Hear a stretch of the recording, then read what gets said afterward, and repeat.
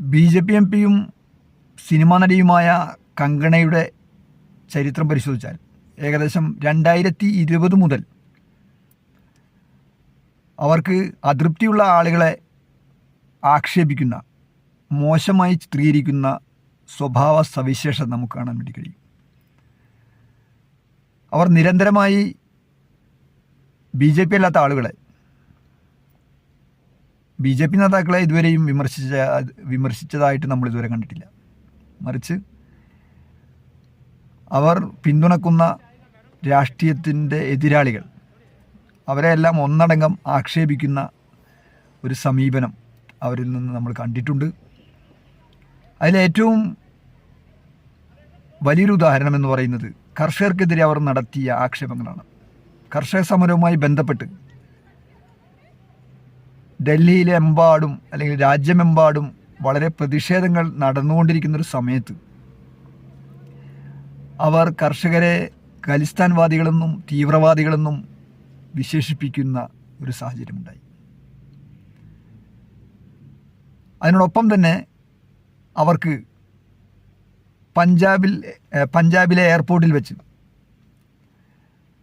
പഞ്ചാബിലെ ചണ്ഡീഗഡ് എയർപോർട്ടിൽ വെച്ചാണ് അവർക്ക് CISF ഉദ്യോഗസ്ഥയായിട്ടുള്ള കുൽവീന്ദർ കൗറിൽ നിന്ന് മർദ്ദനമേൽക്കേണ്ടി വന്നത്. ഇതിലേറ്റവും രസകരമായൊരു വസ്തുത എന്ന് പറയുന്നത്, അവർക്ക് പിന്തുണയുമായി, അതായത് ഈ മർദ്ദിച്ച CISF ഉദ്യോഗസ്ഥർക്ക് പിന്തുണയുമായി സംഘടനകളും വ്യക്തികളും മുന്നോട്ട് വന്നു എന്നുള്ളതാണ്. ബോളിവുഡിൽ നിന്ന് തന്നെ ഈ പറയുന്ന CISF ഉദ്യോഗസ്ഥർക്ക് പിന്തുണയുമായി വന്നു. പ്രമുഖ സംഗീത സംവിധായകനായ വിശാൽ ദദ്ലാനിയാണ് ഈ കുൽവീന്ദർ കൗറിന് പിന്തുണയുമായി രംഗത്ത് വന്നത്.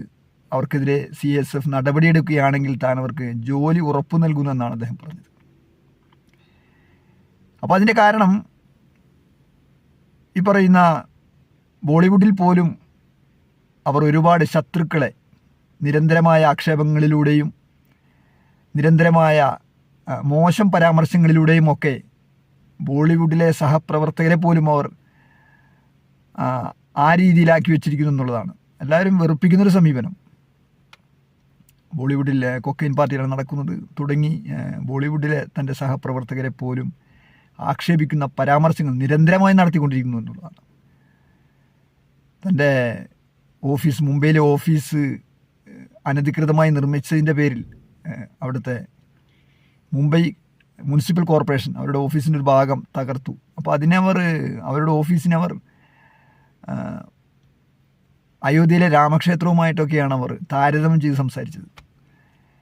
എന്താണെങ്കിലും ഏറ്റവും ഒടുവിൽ അവർ ഒരു സിനിമ സംവിധാനം ചെയ്യുന്നു.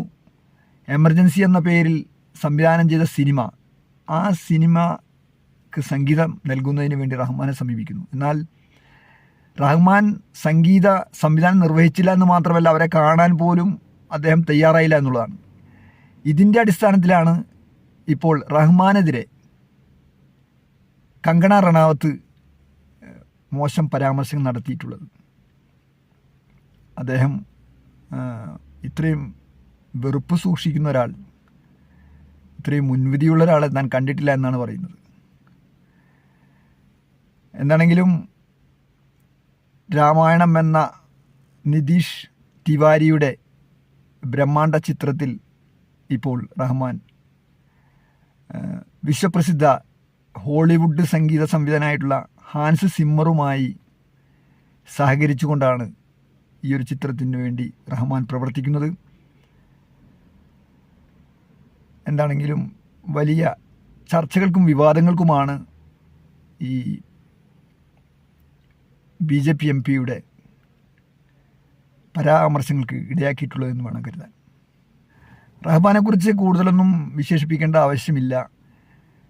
2 ഓസ്കർ അവാർഡുകൾ, ഗ്രാമി പുരസ്കാരം 2 പ്രാവശ്യം, ബാഫ്ത പുരസ്കാരം, ഗോൾഡൻ ഗ്ലോബ്, അങ്ങനെ തുടങ്ങി ഇന്ത്യയിലെ ആണെങ്കിൽ പത്മശ്രീ, പത്മഭൂഷൺ, പത്മവിഭൂഷൺ തുടങ്ങിയിട്ടുള്ള പുരസ്കാരങ്ങൾ. ഒരു സംഗീത സംവിധായകൻ ഏറ്റവും കൂടുതൽ അന്താരാഷ്ട്ര പുരസ്കാരങ്ങൾ ലഭിക്കുന്ന ഒരു ഇന്ത്യൻ സംഗീത സംവിധായകൻ ഉണ്ടെങ്കിൽ അത് AR റഹ്മാനാണ്. അപ്പോൾ അങ്ങനെയുള്ള റഹ്മാനെക്കുറിച്ചാണ് ഈ പറയുന്ന മറ്റാരും ഉന്നയിക്കാത്ത വളരെ മോശമായ രീതിയിൽ ഈ BJP MP അവരുടെ തനി സംസ്കാരം പുറത്തെടുക്കുന്ന ഒരു പരാമർശം കൂടിയായി ഇത് എന്ന് പറയാതെ വയ്യ. മതപരമായ വിശ്വാസങ്ങൾ സംഗീതം നൽകുന്നതിൽ തടസ്സമാകുന്നുണ്ടോ എന്ന BBC ചോദ്യത്തിന് AR റഹ്മാൻ നൽകിയ ഉത്തരം ഇങ്ങനെയായിരുന്നു: നമ്മൾ സ്വാർത്ഥതയിൽ നിന്നും സങ്കുചിത ചിന്താഗതിയിൽ നിന്നും ഉയർന്നു ചിന്തിക്കേണ്ടതുണ്ട്.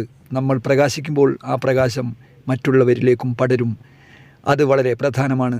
ഈ പ്രൊജക്റ്റിൽ എനിക്ക് വലിയ അഭിമാനമുണ്ട്. കാരണം ഇത് ഇന്ത്യയിൽ നിന്ന് ലോകത്തിന് നൽകുന്ന ഒരു സ്നേഹസമ്മാനമാണ്. ഇതിൽ ഹാൻസ് സിമ്മർ ജൂതനാണ്, ഞാൻ മുസ്ലിമാണ്. രാമായണം ഹിന്ദു ഇതിഹാസവുമാണ്. ഇത് വലിയൊരു ഒത്തുചേരലാണ്.